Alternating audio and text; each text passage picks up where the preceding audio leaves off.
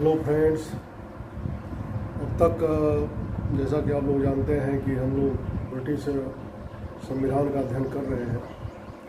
British संविधान का विकास अध्ययन करने के बाद हमने यह देखा कि ब्रिटिश संविधान में बहुत सी चीज़ें ऐसी हैं जो संयोगवश उसका अंग बन गई। बहुत सी संस्थाएं ऐसी हैं जिन्हें व्यापक विचार विमर्श के बाद ब्रिटिश संविधान का अंग बनाया गया। तो अब इसलिए विद्वानों ने ब्रिटिश संविधान को संयोग और विवेक का शिशु कहा है। तो अब तक हमने दो भाग में अध्ययन किया कि कौन कौन सी चीज़ें वे थीं जो ब्रिटिश संविधान का अंग एक संयोग बस बनी।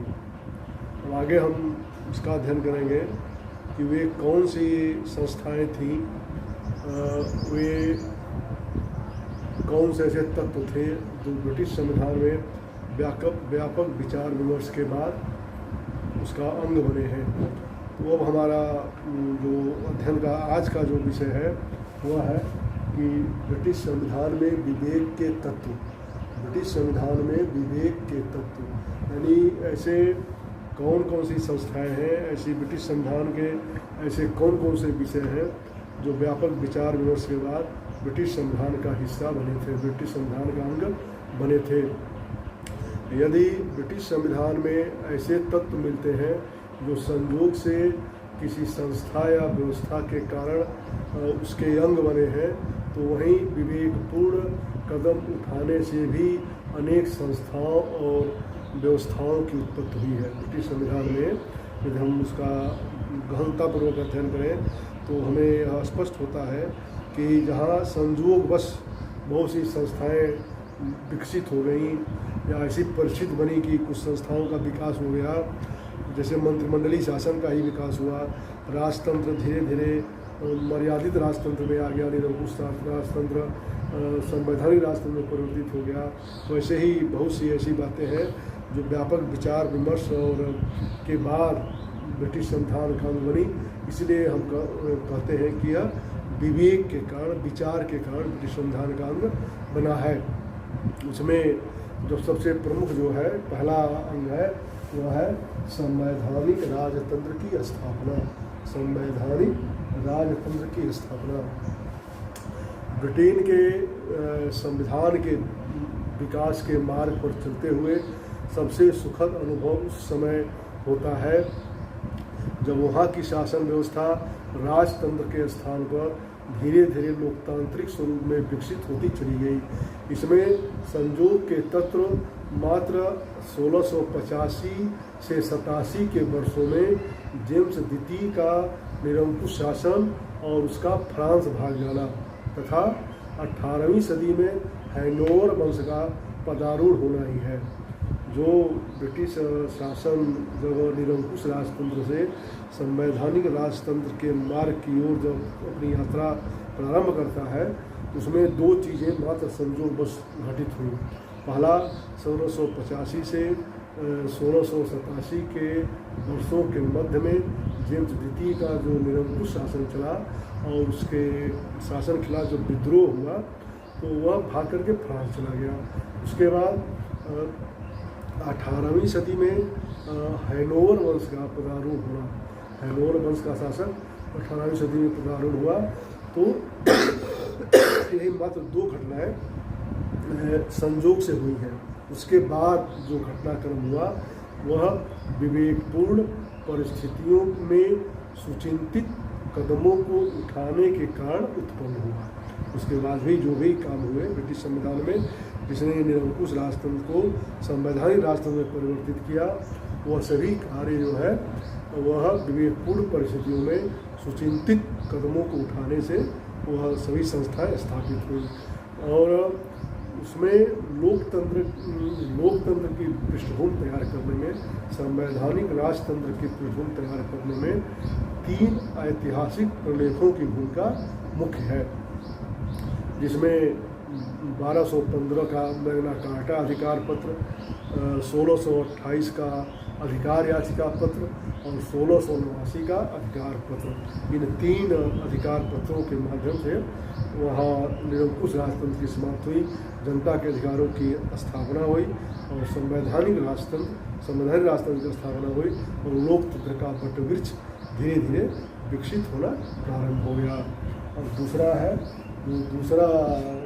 दूसरी जो संस्था जो विवेकपूर्ण परिस्थितियों का परिणाम थी ब्रिटिश संविधान का, वो है वयस्क मताधिकार। वयस्क मताधिकार भी की व्यवस्था भी संसद द्वारा निर्मित कानूनों का ही परिणाम है, यह संजोग का परिणाम नहीं है। ब्रिटिश शासन व्यवस्था में इसे क्रमशः अपनाया गया।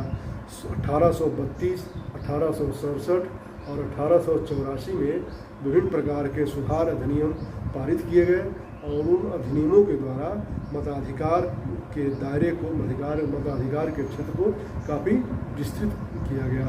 और 1929 में सुधार अधिनियम लागू किया गया, जिसके माध्यम से वयस्क मताधिकार अपनाया गया और मतदान की न्यूनतम आयु, मताधिकार प्राप्त करने की न्यूनतम आयु 21 वर्ष की गई।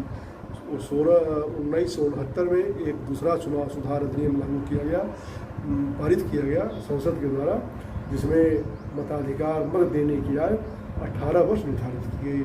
इस प्रकार हम देखते हैं कि वयस्क मताधिकार भी एक सुचिंतित प्रक्रिया का परिणाम है। अगली जो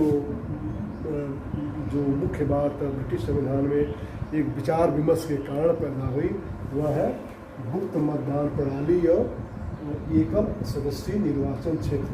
गुप्त मतदान प्रणाली और एकल सदस्यीय निर्वाचन क्षेत्र भी ब्रिटिश संविधान में व्यापक विचार विमर्श के बाद उसके संविधान का अंग बना।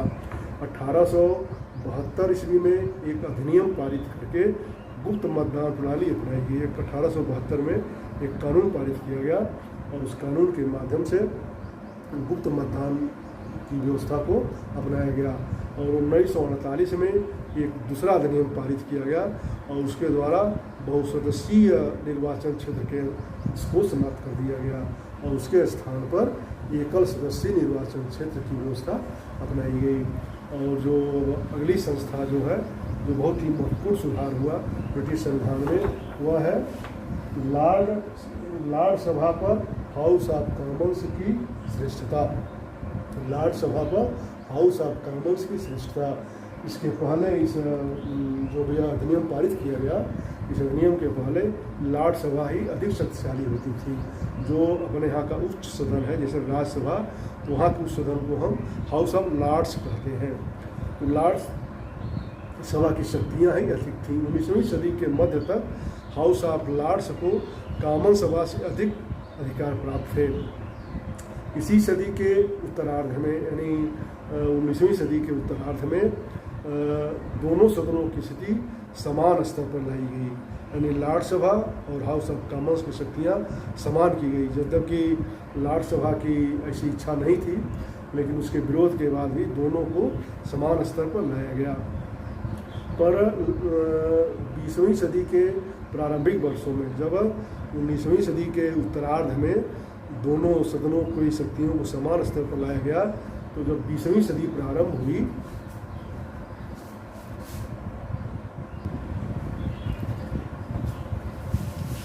सदी जब के प्रारंभिक वर्षों में ही एक नया विचार जनता के सामने आया, लोगों के सामने आया। लोग ये सोचने लगे कि कानून निर्माण और वित्तीय मामलों फाइनेंशियल अफेयर्स के मामले में और कानून निर्माण के क्षेत्र में हाउस ऑफ कॉमन्स की शक्तियाँ अधिक होनी चाहिए, क्योंकि हाउस ऑफ कॉमन्स में जनता के द्वारा सीधे चुने हुए प्रतिनिधि उसके सदस्य होते हैं, इसलिए उसको प्रमुखता मिलनी चाहिए, उसे शक्तिशाली बनाया जाना चाहिए।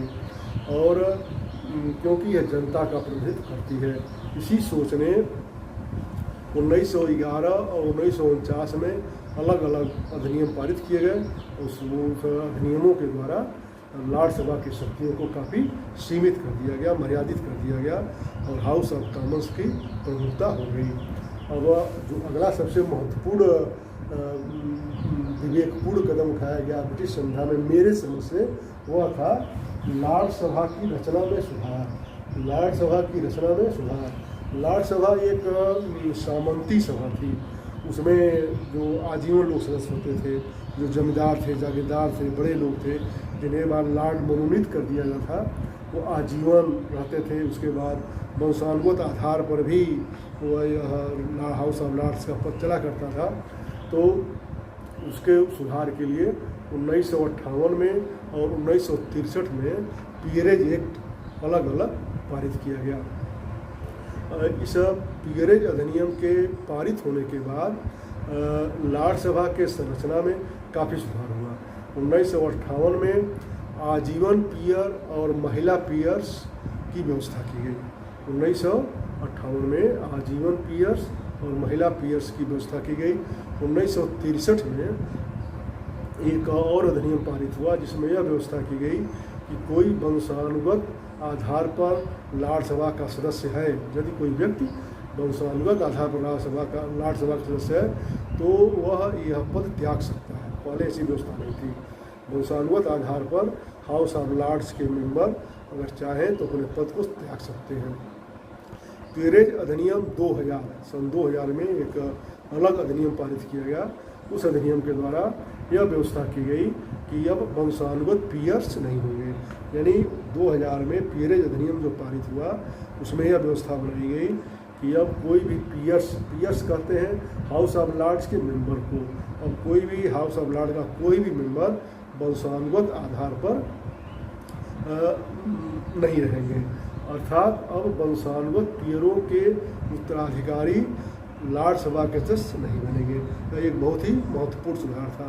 पहले हाउस ऑफ लॉर्ड्स ही वहाँ की सर्वोच्च न्यायालय थी, अंतिम अपीली न्यायालय भी हाउस ऑफ लॉर्ड्स ही था। अब बाद में उसमें सुधार कर दिया गया है। इसको हम आगे अगले चैप्टर में देखेंगे जब हाउस ऑफ लॉर्ड्स की शक्तियों का अध्ययन किया जाएगा।